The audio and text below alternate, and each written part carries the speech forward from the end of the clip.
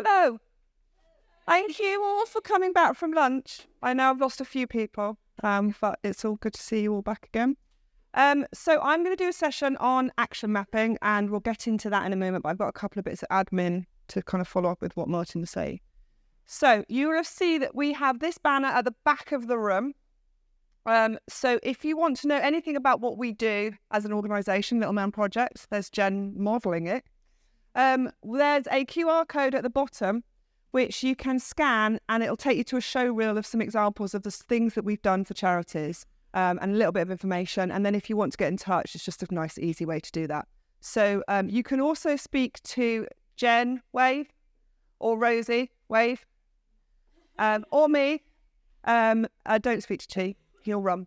And we can, give you any information that you want to know about what we're doing in terms of content. But basically, we can fill the gap that you might have within your library. So you've got your library of content from CLC, but maybe you need something that's specific to your organisation, a particular policy, or stuff around what you're doing, or for induction. We just help you kind of plug those gaps that you might have. Okay, so Martin mentioned Elearning Unlocked. We launched this at the November conference, and it is a year-long programme which is covering all of these topics. And what I've agreed with CLC is that when I speak at one of your events this year, it will be in line, in themed with what we're doing at that moment within eLearning Unlocked. So it won't affect you if you're not doing it. You'll just have a standard presentation from me.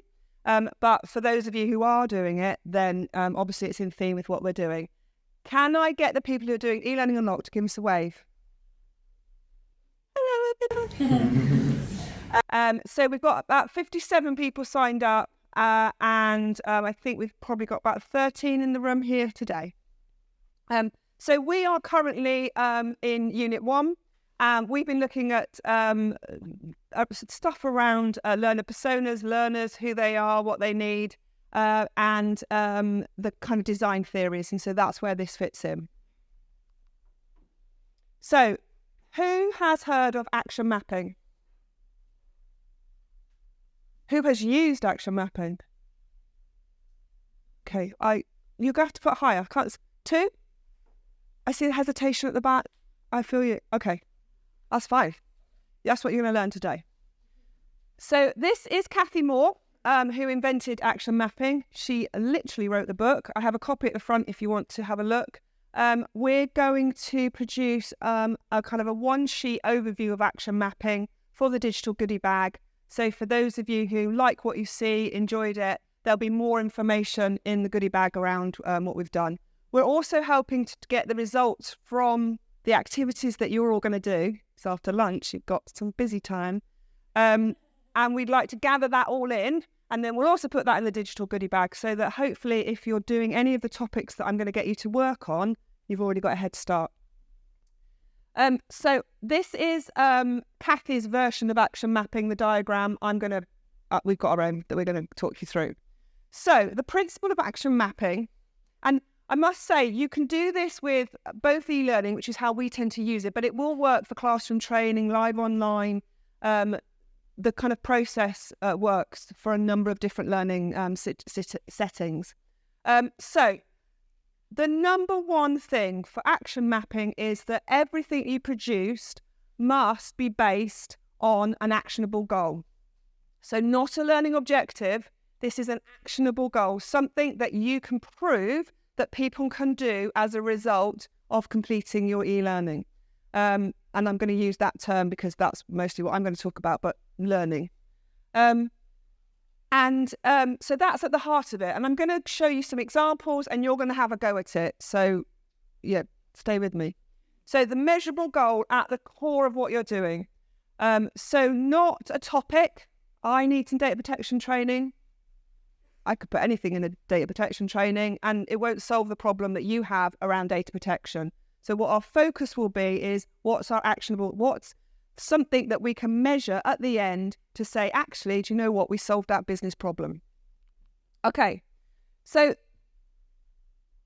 once you've got that measurable goal, The next thing is you must come up with thinking about the behaviour that people need to be demonstrating to meet that actionable goal.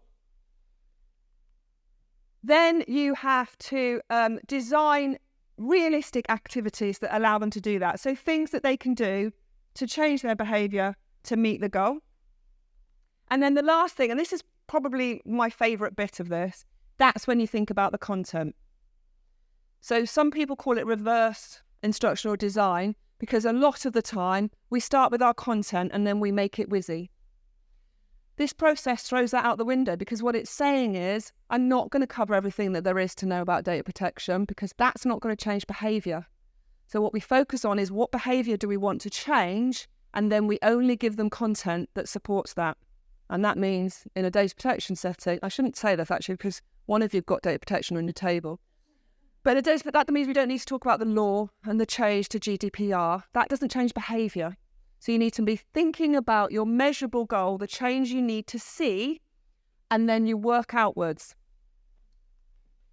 So I'm going to give you a scenario. I'm going to use safeguarding. So no one's got safeguarding. That's mine. I'm going to talk to you about the safeguarding one, and then you're all going to have a go. And you've all got topics on your tables, which is where you might see there's an envelope with a number and our logo. Rosie's demonstrating. Okay, so imagine that someone in the business comes to you and says, I need a safeguarding course. That's not something you can measure in terms of an outcome. They've just asked you for a course. So you could put anything in there.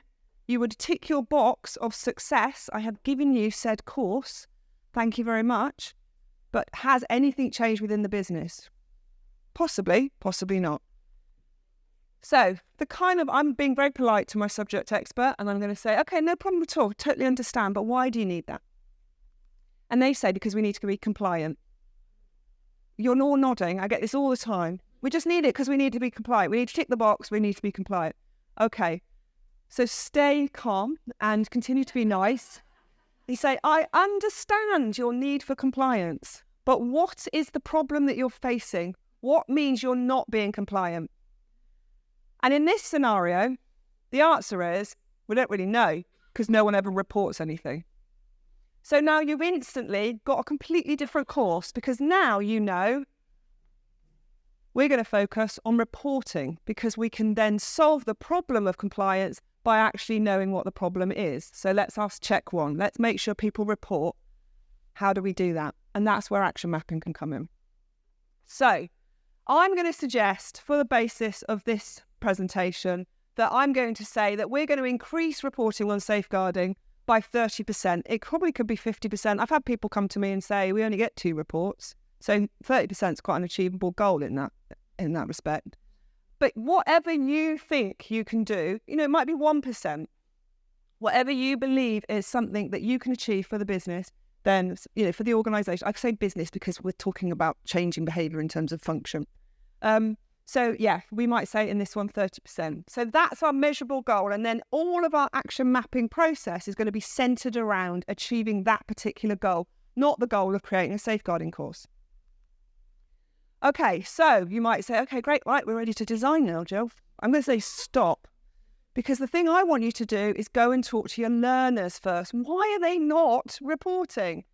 So in my scenario, and this is all based obviously on lots of conversations that we've had, so it's a scenario, but it's quite true. I don't know how to report. I don't want to get anyone in trouble. People might get, what if I'm wrong? It's not my responsibility. That's what the safeguarding team do. That's not my problem. It's really difficult to do. I've never seen anything I need to report, and I don't know what I should report. Now, these are obviously answers that we've received. There's one of these answers in here that I don't believe we can fix with e-learning. Any volunteers on who think it is? None of my Little Man Project team, because you've seen these before. Anyone here think they know which one? Shout. I think we can fix that one.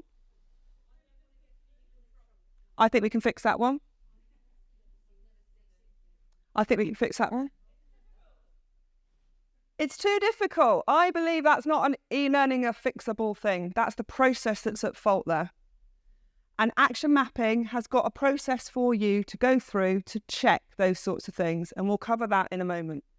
So I think it's too difficult to do is an instant flag that there's something wrong with the process.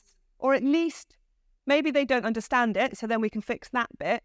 But if it is genuinely, it's too difficult. And I include this one because I'm probably going to get some sniggers. I have built e-learning with the team and we've said, okay, what's the process? And they say, oh, if you look at page 26 of the policy, there's a flow chart.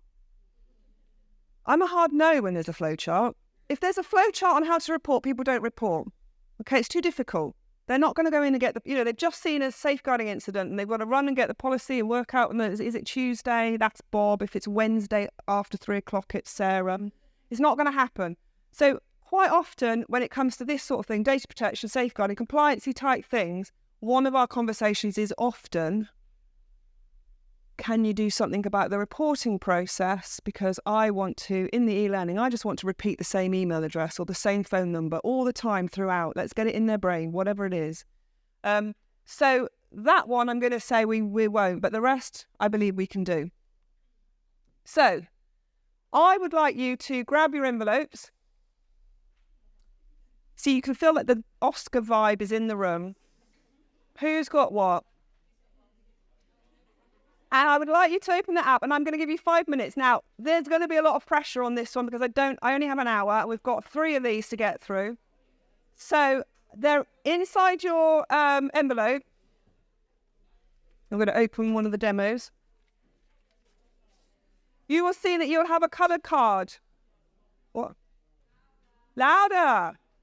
You will see you have a coloured card. That is your topic. Thank you. You've got 2 of them. They're exactly the same, but I did figure the table might be quite long, so you might all struggle to see the same one. So you've got those. And then you have your sheet, which we would like to collect at the end, which we would like you to complete. So this is your scenario. Now, clearly, if you're doing action mapping with a subject matter expert, you've got a lot more information that you can get from them than the small snippet that I've given you. Some people have got more than others. What we've done there, so if you've got blue, I know yours looks an eternity, but you'll understand why when we go through the process, because you'll need a little bit more information, some of them. Okay, so you've got this. This is the scenario. I want you to just start by thinking about what measurable goal, based on that scenario, that conversation that you can see on your sheet, what scenario that you might be able to, what measurable goal you might come up with. So you've got 5 minutes, and I will keep you to check.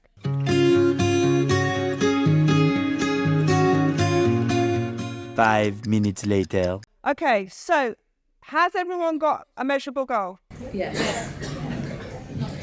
So I would like, because we haven't got a lot of time, I would like to get at least 2 from the room.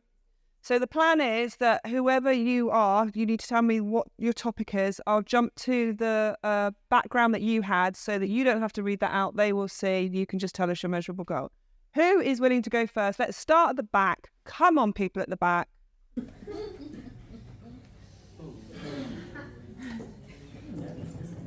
Josh. Yes, please. Joe was the leader. Oh, no! It's Joe again! So we were saying, well, Which one? What topic are you on? code of conduct. Thank you. So we were thinking whether we can reduce complaints into management. We could say about even using things like co-pilot to measure the softness of communication or the softening of written communication that comes across. You've got some solutions there. Have you got a goal, though? Raise awareness, which is, it could be in terms of what was there provided. How do you measure raising awareness? By the raising awareness, you will have more incidents or situations reported in which you can measure how many have been. And then in terms of another way to measure that in time, the release training in accordance to resolve some of the situations and see if that measurement reduces over time. Okay, so taking what reports you've got now, running the training, and then seeing if you can reduce that number by a percentage figure. Yeah, cool. Anyone else this end who's willing to do that?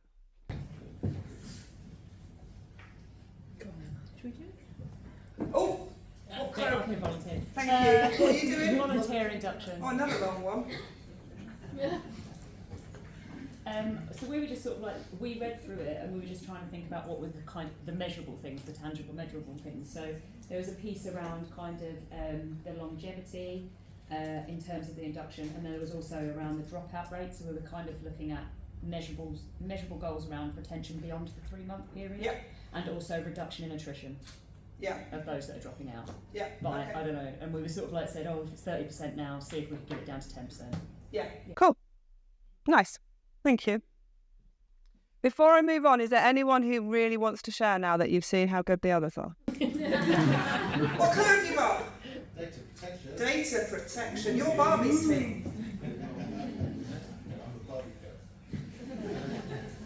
Yeah, so it's about responding to subject access requests full stop. So it's about making sure that employees who are responsible for responding to subject access requests do it within the ICO timescales every time. So that we avoid points. Okay. So you want to increase the number of incidents that are being reported, requests that are being reported.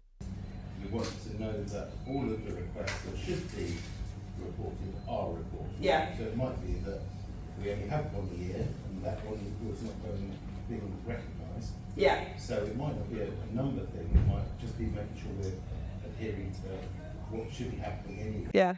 You see, in that sense, you could just say you're going to raise it by 100%. What a great MD function. If we said to a measure was not having a fine, Yeah, absolutely. Yeah. Reducing the number of fines. That's even better. Okay, cool. Thank you. Okay, so we've got some measurable goals in the room. So the next thing we need to think about is, okay, if we've got our goal, so let's take the code of conduct one, we know what we've got now and we know where we want to be.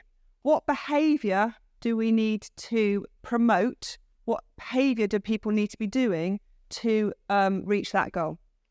So in my situation, in my example, I've said that I want to identify potential safeguardings.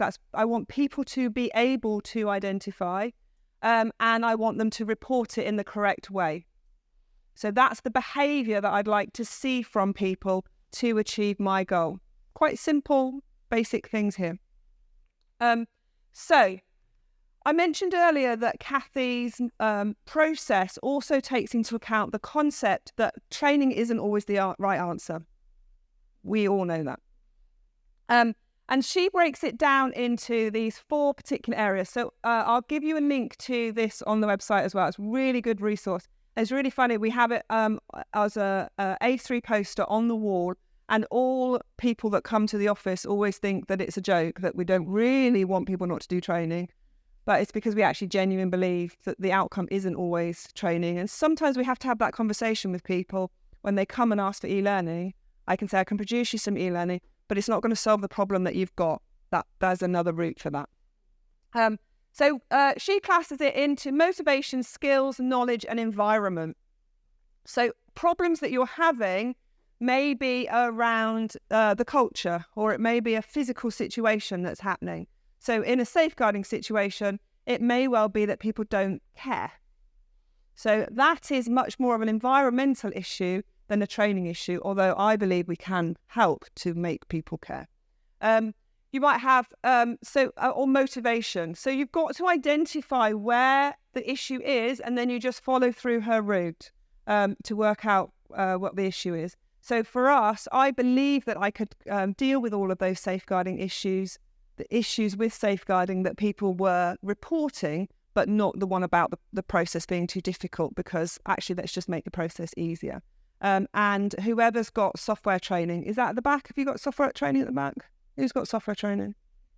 Yeah. You'll have noticed on yours that we've led you towards the idea that actually some of the issues aren't actually it's not, you don't need software training if you've got a really bad UI. You need to change the UI to make it a better interface for people so that you're removing that problem rather than having to make them change to adapt to something that's poorly designed.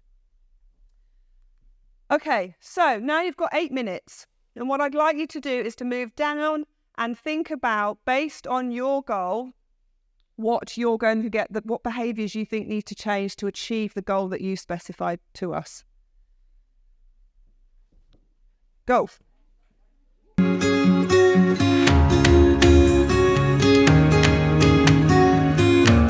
8 hours later. Okay. I just thought it might felt like 8 hours after that activity. Right. So I want volunteers from tables that haven't been yet. There is no escape. You are going to have to tell us your goal because we won't understand your behaviours. So, lovely. Thank you. What card did you have? Well-being. Well-being.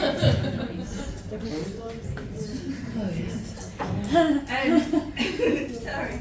So there's a review of feedback staff survey say that 60% of people have issues from managers asking staff to commit unrealistic deadlines. So the goal was that with us was to reduce a reduction in staff being asked to commit unrealistic deadlines, reduction in 50% based on the feedback from the staff survey that come around the game. The behaviours that we want to look at are managers understanding the projects and the workloads. So can we look at the whole issue of project management, prioritising workloads, smart objectives, resource management, but then also communication skills between the managers and the staff, and whether the managers have sufficient people management skills. Wow. I just blurted. All of it is there. So basically you want to, so your goal is to reduce the issue of unrealistic deadlines as reported by the staff survey. Yes. And you're going to, the behaviour change from managers will be demonstrating better project management skills. And what was your second one? That was my favourite. Communication and people. Communication and people management. So yeah, you are going to be working with them. The behaviour change would be to improve their communication. I know that you have yellow as well. Yeah. Did you have the same goal? Pretty much, yeah. We get it down to 40%. We were honest, and simpler but very similar things. So with the managers. The behaviour change we want to see is making sure deadlines and tasks are realistic and appropriate, but also we had in as well behaviour that we wanted to see from employees in terms of how to have those conversations around challenging the unrealistic deadlines. And both of you came out with a module that wasn't wellbeing. Yes. Right, who's ready to go next?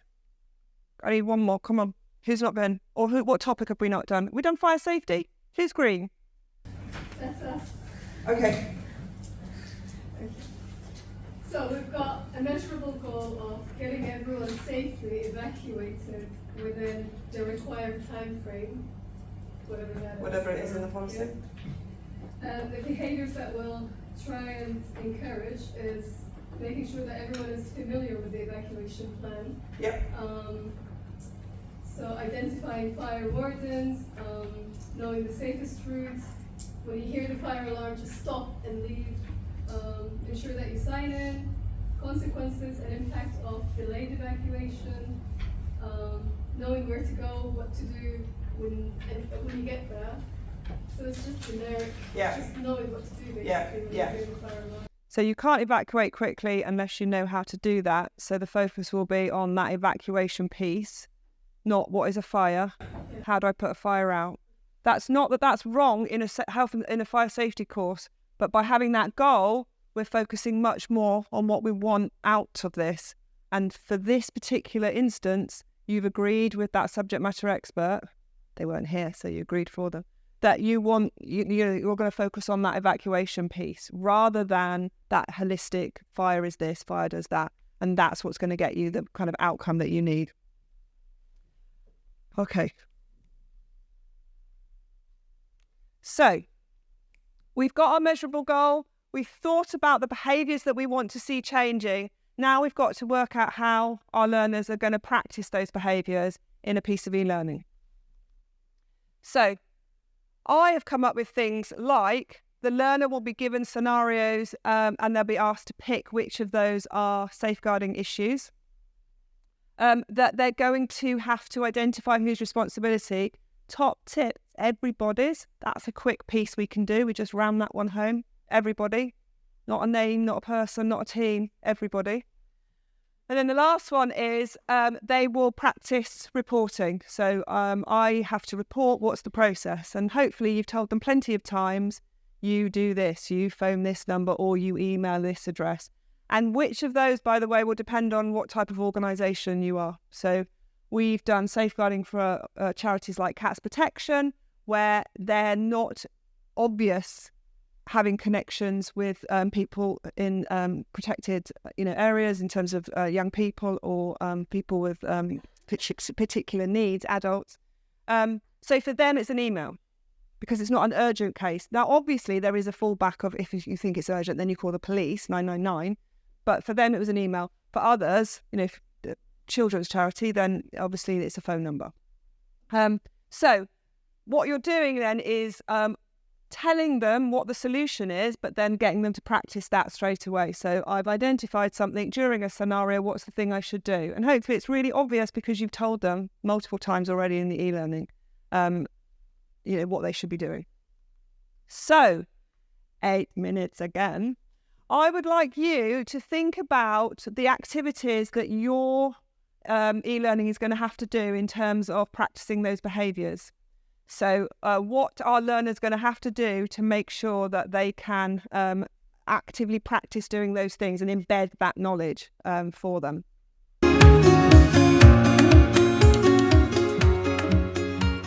One eternity later. It's one eternity later, I'm sure that's how it felt. Right, this table here, you have not been yet, have you? What? You're doing? Code of conduct. Code of conduct as well. What have you come up with?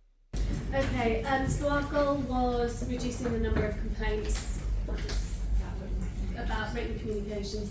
Behaviours were awareness of your communication style and what isn't acceptable, especially in written communication, able to provide and receive feedback well. Yep. Realistic activities, using written examples of written communication, people kind of comparing them, it being an interactive activity and choosing what is right and what's less right. Also, where I work, we've got behaviours framework, so getting people to read the behaviours framework, recognising, which includes things like actively listening, and assuming good intent by people and recognising difference in communication style. Also read the code of conduct, and then also we talked about actually using a chatbot for some kind of testing your communications as well. Yeah, mine's got one of those. Oh, and giving and receiving feedback, some Cool. back communication. Communication module, not a code of conduct. Yeah, true. It is. That's the issue. Right. Who else hasn't been at this table here? Stu, your team, have you been? Yeah. I'm calling it your team because it's Stu. What have you got? Oh, you've got wellbeing. You've done already, haven't you? I'm sorry. Yeah. Come on. What one have you got? We have software. Oh. No one. I think you're the only people, so no one's seen this one yet. What's your goal? To achieve 50% of input of data accurately. Lovely. Behaviours, we want them to understand the importance and implications and their own roles and responsibility to improve data accuracy. So to get them to understand the implication and importance, we give them a scenario where they've got to go and use that data somewhere, but actually suddenly they need to input the date of birth and it ain't there. And then the last scenario would be that for them to then go through that process from A to Z, which is great if you've got a sandbox, but quite time consuming if you've got to build it in e-learning. Yeah. You can do software simulation, but yeah. No, and I love it. And yours is no system training involved in this. That the issue for you was that this was the problem. Yeah. And then this was, I mean, that is a problem, because if you care, then you'll work harder to get it done. But that is not a systems training. You don't need to be told which. I agree with that in principle, but in practice, you know, getting a new user interface is very expensive to do. So quite often, you end up having to train people how to use that. Might not be right, but that is the reality. Certainly for most charity learning. Yeah, and particularly when you're buying off the shelf as well. No, I know. But I wrote the scenario, so I can make up. No, I absolutely. I know I do understand that. Right, I'm going to move on. And then if we've got time, Amber's here, I don't have time. Okay, so then this is what I mean by this is the last bit, the last piece of the puzzle is then and only then do you work out what content you need. Because then your focus is on everything that you've looked at before. Whereas in this scenario, if anyone had turned up on your doorstep saying, I need any of these, and they'd handed you a 50-slide PowerPoint to create your e-learning, it would have been solely around the topic. Now, obviously, I've contrived some of this to kind of lead you away, but you get the point. The point is, if you don't know what you want to achieve and you don't know what the problem is, then producing a piece of e-learning is not going to solve that problem, because you're just ticking a box and you've just produced e-learning rather than solved the problem. So you can probably guess what some of the content that we were going to use around this in terms of, we would be potentially for this one, for example, we might not give them any content at all around safeguarding. We might just pitch those scenarios and then give the content to them as feedback. So, you can play around with it, but now we've got our ideas, we can start to think about what content we need to fit into it. So, if you enjoyed this, if you think this is going to be useful, you've got the book that you can buy. There's also quite a few interviews with Kathy Moore on YouTube that you can access, and they're very good. We'll do our one-stop, one-page overview for you. But also, her blog is still on the go. I think she's pretty much retired from it, but it's still there. And there's loads of resources on there as well that'll help you. And quite a few scenarios that you can run through. Am I out of time? 2 minutes. Okay. I was going to, I can tell you this now because Amber's not going to let me do it. I was going to get you could all challenge me to come up with the answer to all of these. But I don't have time for that. You can ask me afterwards. So shameless plug. If you're interested in stuff around charities and content, the eLearning Unlocked podcast obviously is free to anyone. You don't have to be on the programme. Again, it's themed as is this type of topic, but you can find it on all major platforms. And so we're just talking about charities and e-learning. It's very niche. And don't forget this. The other thing I wanted to say was that Martin mentioned the bookmark. There is a little deal on the back. If you're interested in any of our services, there's a deal for you just this time. And before Jen waves at me, don't forget that we've got our sticky note sheet. The charity survey outside, which is specifically on digital content. We would really love to hear what you're all doing. And then all of that will be gathered together and sent to you with the digital diagram. And I retire. Thank you, everyone. Thank you, Jill. So when's the next Learning Unlocked cohort starting? Well, we'll see. So if you go to elearningunlocked.org.uk, that's the overview of the programme. There is a place to sign up if you're interested in registering for the next. If we have enough interest, then we will run another one starting in the summer. Otherwise, it will be 2025.